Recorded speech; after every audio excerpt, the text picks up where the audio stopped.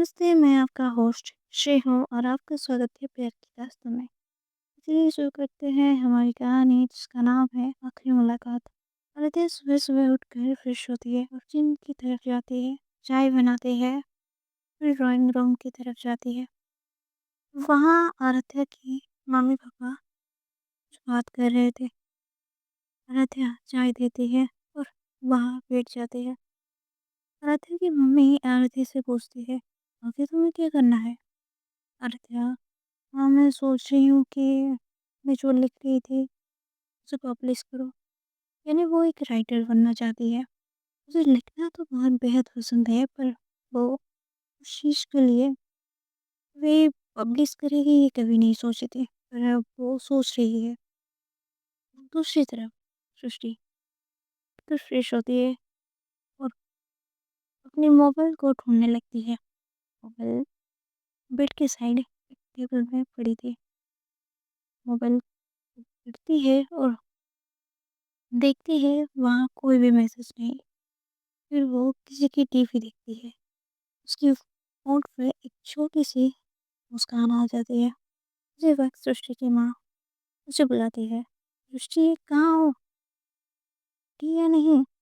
सृष्टि, "हाँ, मैं जा रही हूँ, बस 2 मिनट।"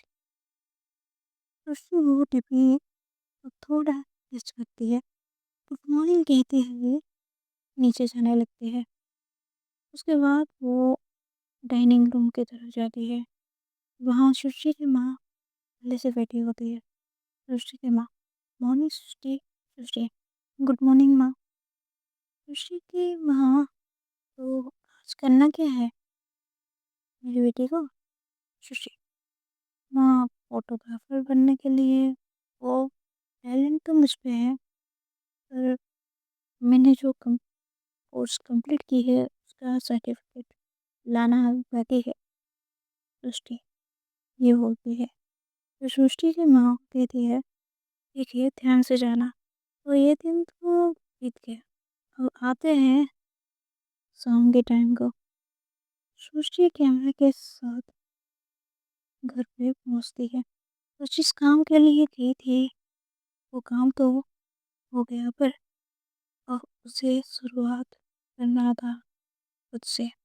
वो घर के अंदर आती है, अपनी माँ से कुछ बात करती है और फिर अपने रूम की तरफ चली जाती है। टाइम थोड़ा बीत जाता है अभी। सृष्टि को अब आराध्या की याद तो आ रही थी, पर वो उसे भूलना भी नहीं चाहती थी। शायद उसकी यादों में ही उसे जीना अच्छा लगता था। अब रात के 9 बज रहे थे। सृष्टि का कैमरा बेड के एक कोने में पड़ा था, बेजान सा।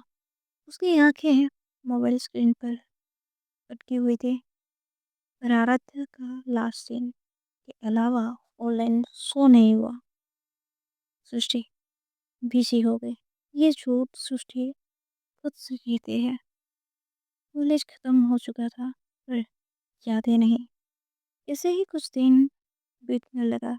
सुबह इंटर्नशिप, शाम को एडिटिंग, रात को फ्रीलांस शूट्स, सब कुछ चल रहा था।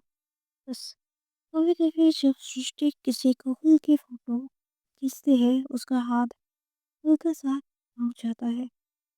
लेंस के पीछे से भी उसे आराध्या की आंखें दिखाई थी, आंखें दिखती थी।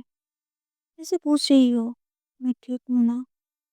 पर वो इस चीज में भी डर रही हो।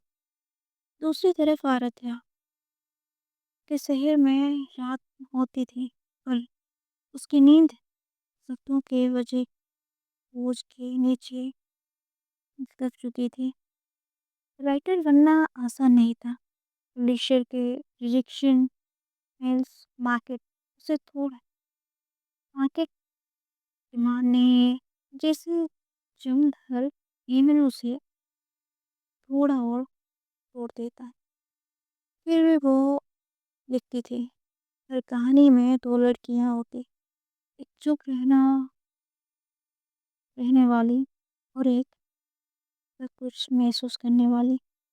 लैपटॉप बंद करके वो मोबाइल उठाती है, सृष्टि का नाम देखती है। और फिर रखती थी। अगर बात की तो वो कमज़ोर पड़ जाएगी। उन्हें भी पता चल जाएगा कि वो सृष्टि को मिस कर रही है। आती ये खुद से कहती है। ऐसे ही कुछ महीने बीत जाते हैं। दोनों की कभी-कभी बात होने लगती है। सृष्टि, तुम बहुत अच्छी रहती हो।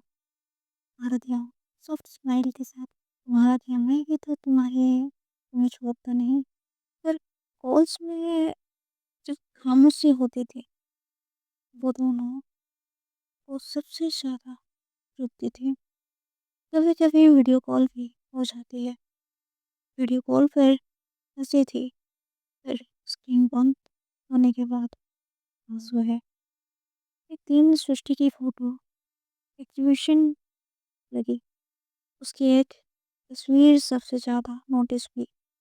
दो लड़कियां प्लेटफॉर्म पर खड़ी, एक दूसरे का हाथ छोड़ते हुए।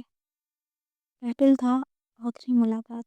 उधर आराध्या की short story finally online magazine में पब्लिश हुई।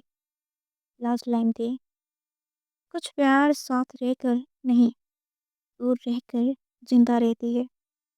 दोनों सक्सेसफुल हो रहे हैं, पर हर अचीवमेंट के बाद एक ही नाम दिल में गूंज उठता।